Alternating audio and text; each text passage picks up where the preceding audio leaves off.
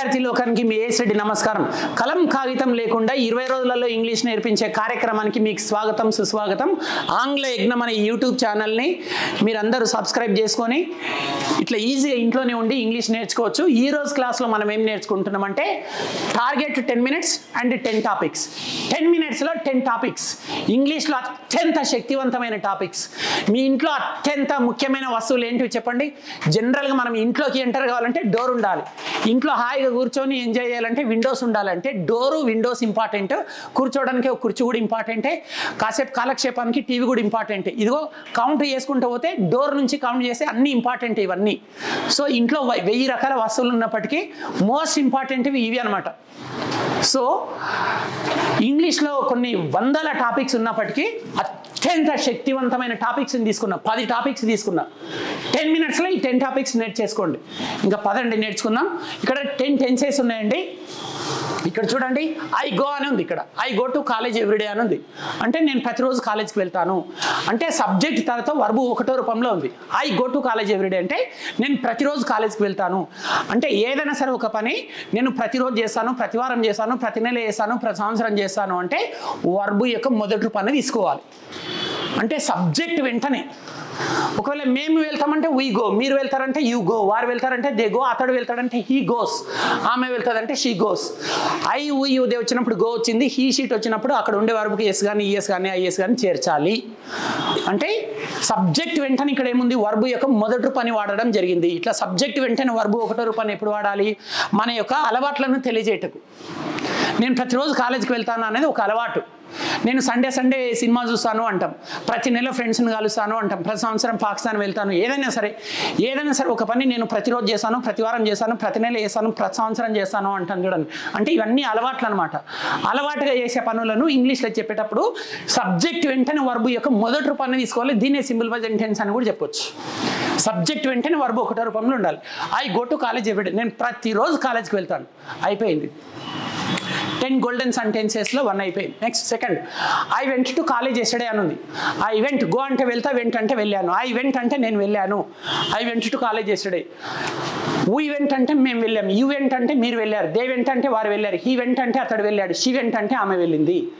అంటే I went అంటే నేను వెళ్ళాను. అంటే ఇది ఎప్పుడు వాడాలి? సబ్జెక్ట్ తర్వాత వర్బు యొక్క రెండో రూపాన్ని వాడడం జరిగింది. గో పోయి వెంట అయింది ఇక్కడ. అంటే జరిగిపోయిన పనులను తెలియసే. ఎప్పుడు గతంలో జరిగిపోయిన పనులు. ఏదైనా సరే ఒక పని నిన్న, మొన్న, పోయిన వారం, పోయిన నెల, పోయిన సంవత్సరం చేశాను అంటాను. చూడండి, గతంలో చేసిన పనులను తెలియస్తుంది అనమాట. ఏదైనా సరే ఒక పని నేను గతంలో చేశాను అని ఇంగ్లీష్లో చెప్పాలనుకుంటే సబ్జెక్ట్ వెంటనే వర్బు రెండో రూపాన్ని తీసుకోవాలి.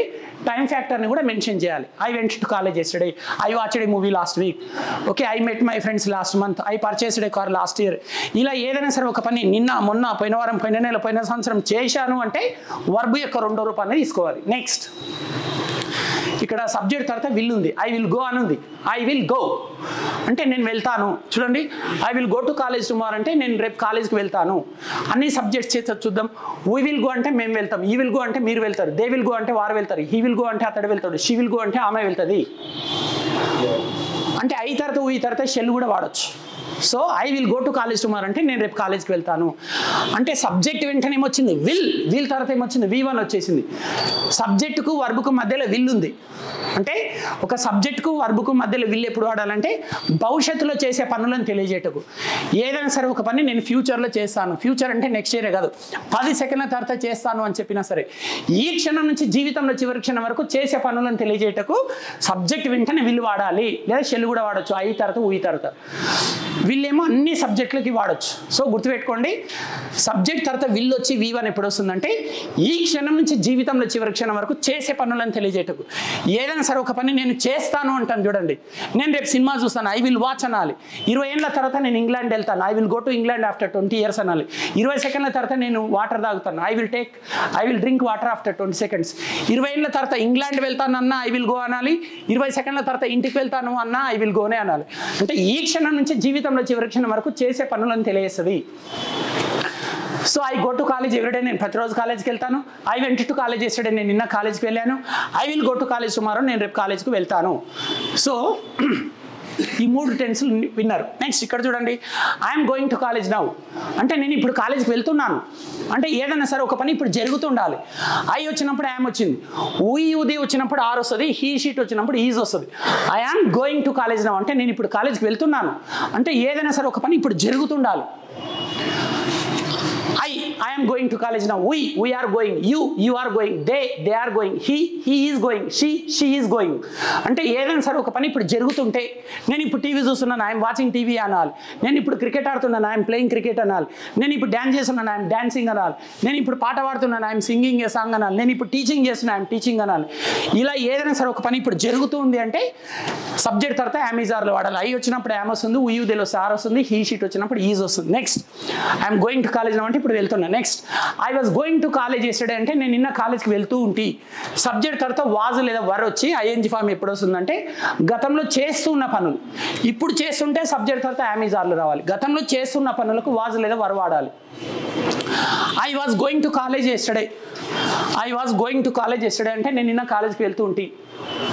I'm going to college now అంటే ఇప్పుడు వెళ్తున్నా. I was going to college yesterday అంటే నేను నిన్న కాలేజ్కి వెళ్తూ ఉంటే. సో గతంలో జరుగుతున్న పనులను తెలియజేస్తుంది అనమాట. ఐ వచ్చినప్పుడు వాజ్ వస్తుంది, ఇక్కడ ఊదే అనే సబ్జెక్ట్ వచ్చినప్పుడు వర్ అనే హెల్పింగ్ వర్బ్ వాడాలి. ఇక్కడ హీ షీట్ వస్తే వాజ్ వాడాలి. I was going to college yesterday, we were going to college yesterday, you are going, they were going, he was going, she was going. గతంలో జరుగుతున్న పనులను తెలియజేస్తుంది. నేను నిన్న ఫుట్బాల్ ఆడుతూ ఉంటే I was playing football yesterday అనాలి. ఇలా గతంలో జరుగుతున్న పనులను తెలియజేస్తుంది. వాజ్ వర్లు వాడాలి, ING form. Next I will be going to college tomorrow అని ఉంది అంటే నేను రేపు కాలేజ్కి వెళ్తూ ఉంటాను. సబ్జెక్ట్ తర్వాత విల్ బీ వచ్చి ఐఎన్జీ ఫామ్ ఎప్పుడు వస్తుంది? భవిష్యత్తులో జరుగుతున్న పనులను తెలియజేస్తుంది. ఏదైనా సరే ఒక పని నేను ఫ్యూచర్లో చేస్తూ ఉంటా, గంట తర్వాత నేను టీవీ చూస్తుంటా అంటే ఐ విల్ బీ వాచింగ్. నేను ఇప్పుడు ఏం చేస్తున్నా? టీచింగ్ చేస్తున్నా, ఐఎమ్ టీచింగ్ నౌ. ఈ టీచింగ్ అయిపోయిన తర్వాత టీవీ చూస్తూ ఉంటా, ఐ విల్ బీ వాచింగ్ అనాలి. ఇప్పుడు టీచింగ్ చేస్తున్నా కాబట్టి ఐఎమ్ టీచింగ్ నౌ. ఈ టీచింగ్కి ముందు క్రికెట్ ఆడుతుంటే వేరే వాళ్ళు బాల్ త్రో చేస్తుంటే క్యాచింగ్ చేస్తుంటే I was catching the ball. ఈ టీచింగ్కి ముందు నేను క్రికెట్ ఆడుతుంటే ఆ క్రికెట్లో క్యాచింగ్ చేస్తుంటే అంటే బాల్స్ ఎట్లా క్యాచ్ చేయాలో ప్రాక్టీస్ చేస్తూ ఉంటే. సో మీరు అంటున్నారు సార్ ఇప్పుడు మీరు క్లాస్ తీసుకుంటున్నారు కదా, యు ఆర్ టీచింగ్, ఇది ప్రజెంట్ కంటిన్యూస్. మరి గంట క్రితం మీరు ఏం చేస్తుంటారు అంటే I was catching the balls. ఇప్పుడేమో ఐఎమ్ టీచింగ్. ఈ గంట తర్వాత నేను టీవీ చూస్తుంటా, I will be watching. So ఇప్పుడు జరుగుతుంది ఐఎమ్ టీచింగ్. గంట క్రితం నేను క్యాచ్ ప్రాక్టీస్ చేస్తుంటా, ఐ వాజ్ క్యాచింగ్. గంట తర్వాత నేను టీవీ చూస్తుంటా, I will be watching. So watching, catching and teaching. So ఇప్పుడు జరుగుతుంటే యామిజార్లు రావాలి, గతంలో జరుగుతుంటే వాజువార్లు రావాలి, ఫ్యూచర్లో జరుగుతుంటే విల్ బి రావాలి. I will be going to college tomorrow అంటే నేను రేపు కాలేజ్కి వెళ్తూ ఉంటా. ఇక్కడ ఏ సబ్జెక్ట్ వచ్చినా విల్ బి రావచ్చు. I will be going, we will be going, ఈ will be, they will be, he will be, she will be. Next I have gone to college just now అని ఉంది అంటే నేను ఇంతకుముందే కాలేజ్కి వెళ్ళాను. ఐ హ్యావ్ గాన్ అని ఉంది, ఇక్కడ ఐ యూదే వచ్చినప్పుడు హ్యావ్ వస్తుంది, ఇక్కడ హీ షీట్ అనే సబ్జెక్ట్ వస్తే has. I have gone, we have gone, you have gone, they have gone, he has gone, she has gone to college just now అని ఉంది అంటే నేను ఇంతకుముందే కాలేజ్కి వెళ్ళాను. ఏదైనా సరే ఒక పని ఇందాకనే అయిపోయింది అంటాం చూడండి, ఇందాకనే అయిపోయింది, ఒక పని ఇందాకనే అయిపోయింది, ఇప్పుడే అయిపోయింది.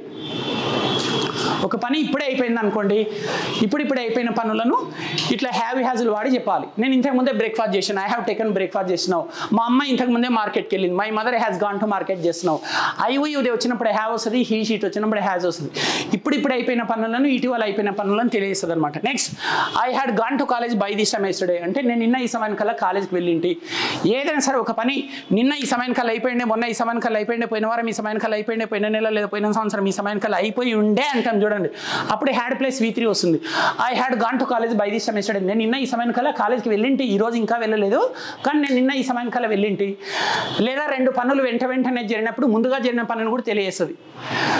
నిన్న మా సార్ కాలేజ్కు 10కి వచ్చారు, నేను 9:30కి వెళ్ళాను అంటే 10కి ఒక పని జరిగింది, 9:30కి ఒక పని జరిగింది. బెల్లు వాస్తవానికి 10 అవుతుంది, 10కు బెల్ అవుతుంది కాలేజీలో, కానీ నేను 9:30కే వెళ్ళాను అంటాం. సార్ వాళ్ళేమో 10కి వస్తారు. సో మనం సరదాగా ఏమంటుంటాం, నేను నిన్న మా మాస్టర్ కంటే నేనే ముందు వెళ్ళాను కాలేజ్కు అంటాం. అంటే రెండు పనులు వెంటనే జరిగినప్పుడు ముందుగా జరిగిన పని తెలియజేస్తుంది అనమాట ఈ had place V3. I had gone to college before my master came, అలా కూడా చెప్పొచ్చు. Next I will have gone to college by this time tomorrow. BTM అంటే by this time. I will have gone to college by this time tomorrow అంటే నేను రేపు ఈ సమయం కల్లా కాలేజ్కి వెళ్ళి ఉంటాను. అంటే ఏదైనా సరే ఒక పని చేసేసి ఉంటాను అంటాం చూడండి, ఏ సబ్జెక్ట్ వచ్చినా విల్ హ్యావ్ రావచ్చు. ఐ తర్వాత షెల్ హ్యావ్ అని కూడా వాడచ్చు. ఏదైనా సరే ఒక పని చేసేసి ఉంటాను. నేను నెక్స్ట్ మంత్ ఈ సమయానికల్లా ఇంగ్లీష్ నేర్చుకొని ఉంటా, నేను నెక్స్ట్ ఇయర్ ఈ సమయానికల్లా ఇంగ్లాండ్ వెళ్ళి ఒక స్కూల్ పెట్టేసి ఉంటా అంటాను చూడండి. నేను రేపు ఈ సమయానికల్లా అమరావతి వెళ్ళి ఉంటా అంటే ఏదైనా సరే ఒక పని చేసేసి ఉంటాను అంటాం. నేను 2028 వరకల్లా 1,00,000 మంది విద్యార్థులకు ఇంగ్లీష్ నేర్పించి ఉంటాను. ఇలా ఏదైనా సరే ఒక పని చేసి ఉంటాను.